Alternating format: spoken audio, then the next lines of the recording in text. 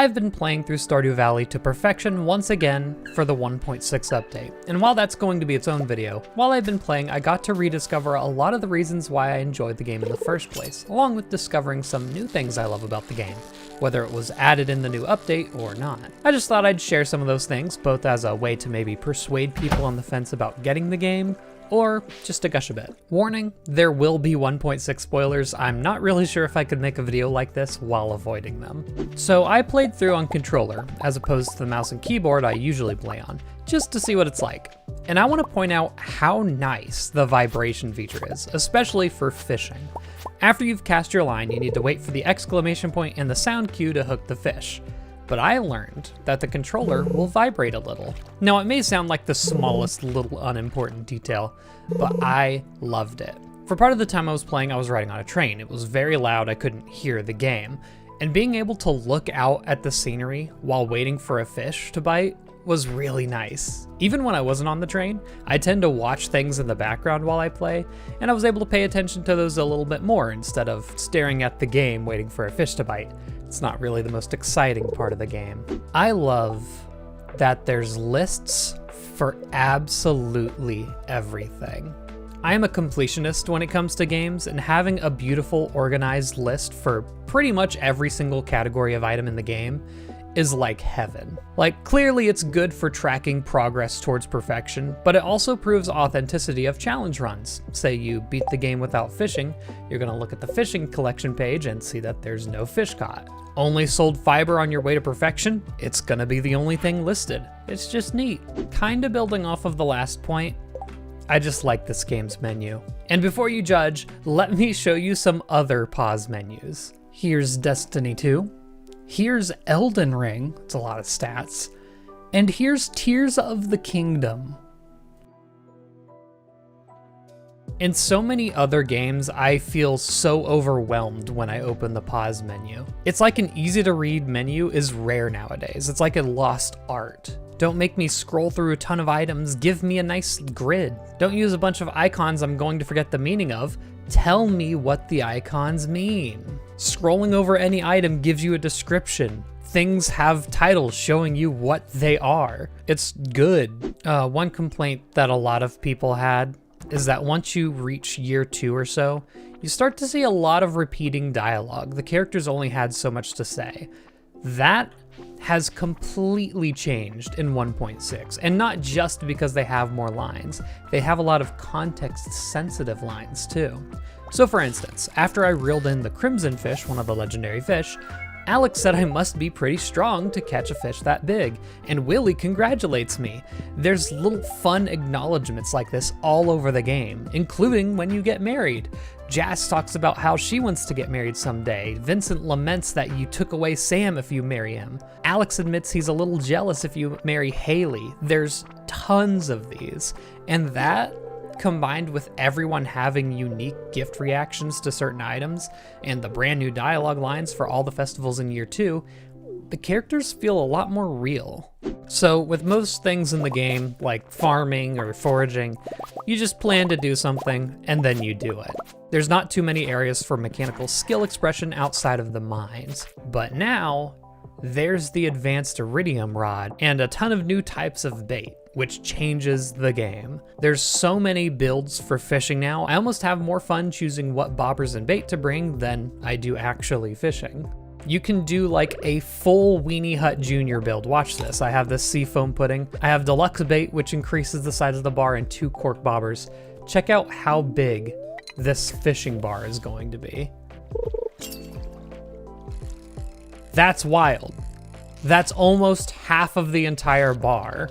If I replace one of those cork bobbers with a barbed hook, almost any fish that I hook is going to be automatically caught because the bar just perfectly moves with them, and it's big enough to where it has leeway. Let me catch a little bit of a harder fish than a smallmouth bass. Look at this.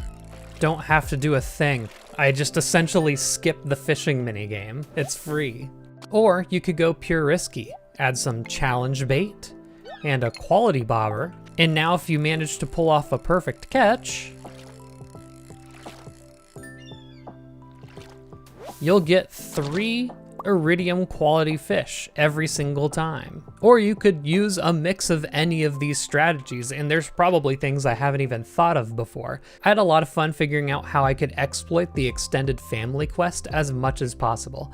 I settled on going for the Legend 2. I put the first legend I caught into a bait maker for Legend 2 bait, slapping on the curiosity lure for the highest possible chance to hook only the Legend 2, and then I have the preserving enchantment to make sure that I don't run out of legend bait. And then a trap bobber because I am in fact a Weenie Hut Jr. I made over 100,000 gold in that one day, and I bet there's still a better build out there. Alright, so I know there's only like 5 of them, but I absolutely adore the item catalogs, and not like the big one that has every single item in it. I like the themed ones. I would consider myself aesthetically challenged. I usually design for form over function, so my house can come out a bit chaotic. Having themed catalogs makes things so much easier. You can just kind of absent-mindedly decorate without having to worry about everything fitting together. It's no secret, I'm a fan of hats. I even have an entire challenge run dedicated to them. I just enjoy that you can do just about anything and get a hat from it. Fishing, cutting fiber, doing achievements, maiming, all in the pursuit of hats. In 1.6, a lot more got added both as rewards and as random drops, and they're like everywhere now. Many times I've just been going about my business and been absolutely baffled at how a hat ended up in my inventory, and I love it. Again, we have another very niche interest. If anything, it just shows that Stardew has a little something for everyone, but note block songs. Any game where you can make music with the tools given to you, I have to try it out. Stardew Valley is no different. Anyway,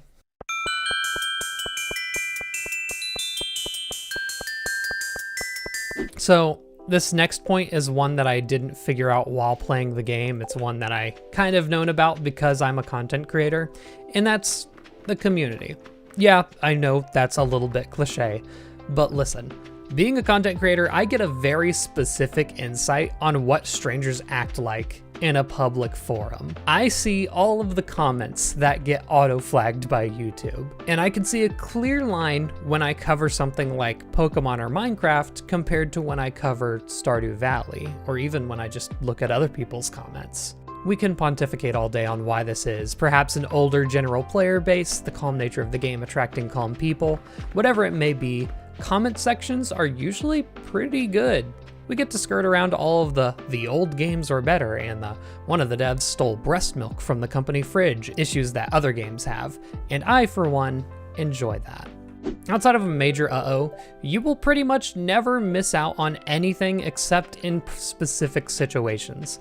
To my knowledge, the only things you can miss is either the trophy or the vending machine, depending on what route you took, one cutscene where Sam talks about his father coming home, and a couple of items exclusive to a specific choice you make in Penny's 14 Heart cutscene. And even then, a lot of those have been added to her shop at the Desert Festival.